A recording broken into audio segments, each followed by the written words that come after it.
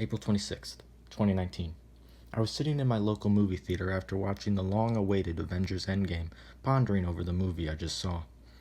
I was thinking that it seemed a little familiar, but what other movie has time travel, a big superhero battle, a villain with a magical device that can do anything and wasn't as good as the movie that came before it? Oh yeah, the Spongebob movie, Sponge Out of Water. I thought, okay, so what? They have similar plots like Home Alone and Die Hard or Hannah Montana and Fight Club, but after recently watching them back to back, I found out that they're a lot more similar than I thought. They both start out with a battle over some MacGuffin that ends with the heroes finding out that it disappeared. This causes society to crumble and the world becomes post-apocalyptic. Aren't you overreacting a bit?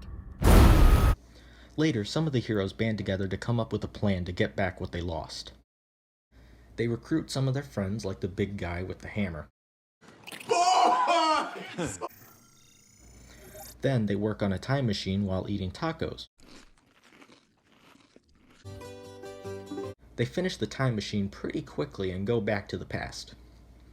On their adventure, they meet an all-knowing time wizard. Bubbles. Later, they have to fight past versions of themselves to get what they came for. They get it and finally go back home, but they find out not everything has gone to plan. They don't take this too well. After that, things start looking up. Until they don't.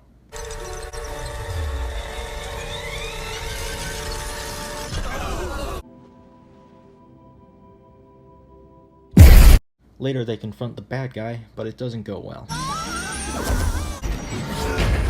Luckily, thanks to the magic MacGuffin, a portal opens up and a bunch of superheroes come out to fight the bad guy.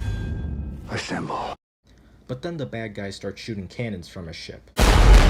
Then the really strong character finally shows up and destroys the ship, saving the heroes. After that, the heroes finally defeat the villain. Iron Man.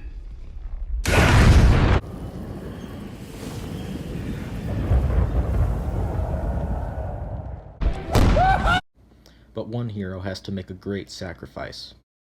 And then they end by showing all of the characters in the credits. I'm sure this was all coincidental. I just thought it was kind of interesting how most of the beats line up, and I feel like no one else has really noticed. I don't think the writers of Endgame would copy the plot of another movie, and I'm sure if they wanted to, they probably wouldn't turn to Sponge Out of Water. Maybe the original Spongebob movie, but not this one. Also, Squidward's in both of them.